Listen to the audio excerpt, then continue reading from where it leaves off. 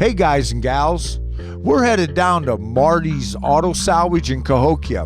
We're looking for a front wheel rotor assembly off of a 4-wheel drive Ranger. I hope we can find one, so stay tuned. Man, you know what would be cool? You see them cylinders and the hydraulics? We could make some awesome wings with them hydraulics.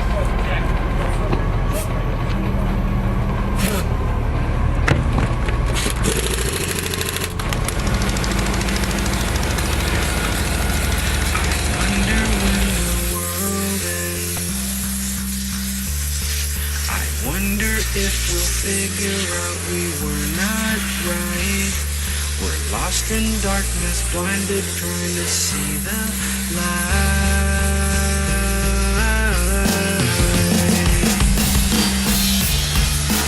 I wonder if we start again. Hard car to use, ain't it? It's not a bad one. It's hot when you turn her up. Fix it, try to make it right. That's what I want. Wonder if we'll think it's worth the fight. I wonder. In my dreams I see clearly. Well, now that we've got our parts, we're going to go ahead and head back home with this. Here's the axle and the wheel assembly I wanted. This is the 4-wheel drive locking hub, and believe it or not, it does fit. This is the locking hub to the 4-wheel drive system and rotor.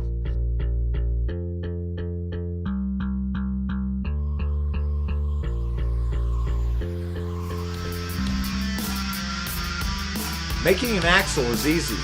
Just chuck it up in the lathe, turn down the dimension you want, put some threads on it, spin a nut on it, you got an axle. This is the locking hub to the 4-wheel drive system and rotor. That's a control arm. We're going to have to remove all that metal. So we're going to take an oxyacetylene torch, eliminate any excess weight and metal that we don't need, and create a brake hub out of this for the Dragon.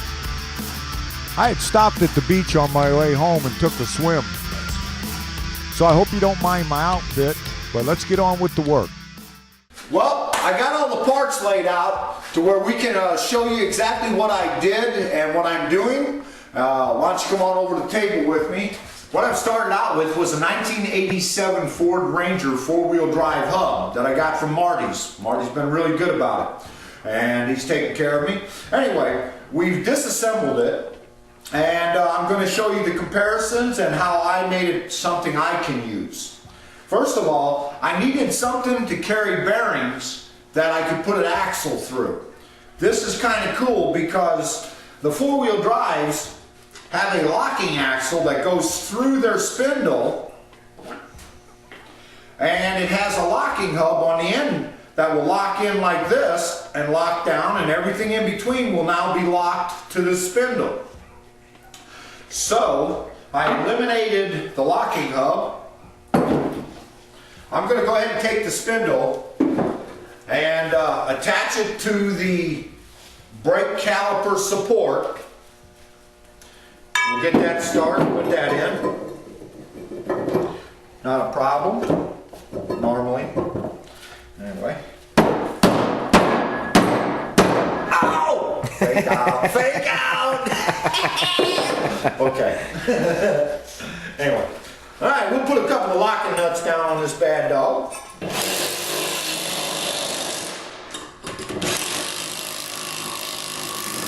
All right, if you'll notice, I have the old one, which they had to cut 2 of the studs out of the rotor. And actually it was cheaper by the time I'd had this rotor cleaned up and put new studs in. It was just cheaper to spend about 35 bucks for a brand new rotor and new studs, new bearing races, the works. So obviously this is one of the things we just, it's gone. All right, we're going to go ahead and place the rotor on top of the spindle, which the bearings and the seal's already in, and we just drop this on. This is a real easy system. This is the locking nut that goes on the threads of the spindle. If you'll notice, inside of this area, there are little teeth. Them teeth are designed to take this little clip, and if it slides down in the keyway, it sets down on that thread lock. So I'm going to show you how we lock this in together. When you snug these bearings down, it only takes a little pressure. It's not like you're tightening up a big lock nut. You're snugging it, and you want the wheel to turn good, which right now turns great. Okay, I'll check it a little more since I had grease in it. You see, it's snugged down a little bit more. When you rotate it, sometimes that grease gets out of the bearings and lets it seat a little deeper. So I always rotate a little bit, make sure it's right, and one more time, check it. Okay, that's good. Now what I'm going to do is I'm going to put this spindle keeper, slides right down in there.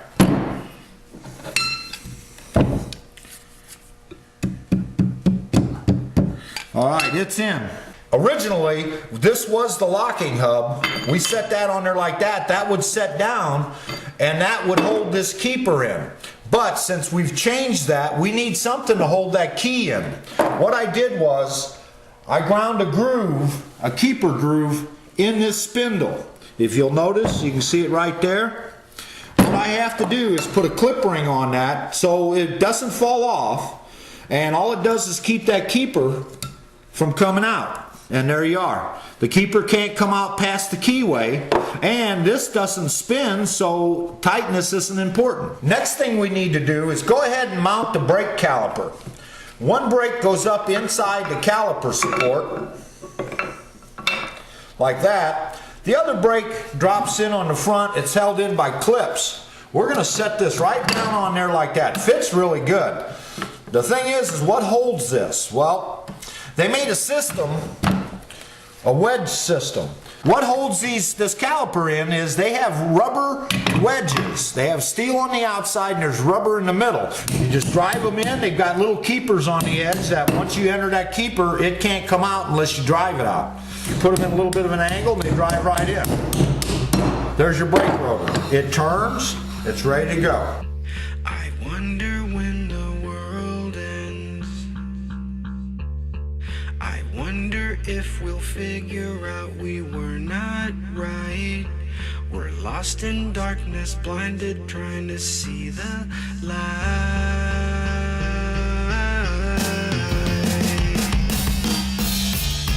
I wonder if we start again. I wonder if we... Next, we're going to go ahead and install the seal cover. I put a little grease on the seal so it slides better on the shaft. And we'll put a little on the shaft so it don't hook up. We'll wipe it off when we're done. Go ahead and slide this on over the shaft. It's going to slide down like this. There we go. Now there's a grease seal and everything's taken care of. Now I've got the axle in. I made this special spacer to fit down in the area of the spindle. So in order to do that, we wanted that to fit in there good and tight. And there we go. Right now we're going to throw a couple of washers on. Spin the nut. We're good. That's the spindle assembly. Alright, we're going to go ahead and stick the axle through the wheel and line up the rotor like that. So when we're done, it looks something like that. Alright, we're just going to put a couple of lugs in just to hold it steady until we're ready for final assembly, because we're going to take this all apart, polish the wheels up, clean them up, make them look good. Not that they're going to be seen because it will be all be under a fender.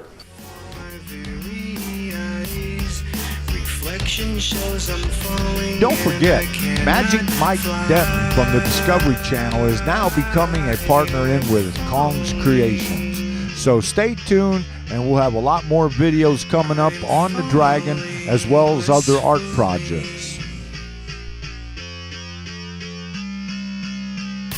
Help, I'm falling. I can't feel the ground. Help, I can't hear. Now what's that sound? Help, I can't see around. I'm lost and can't be found.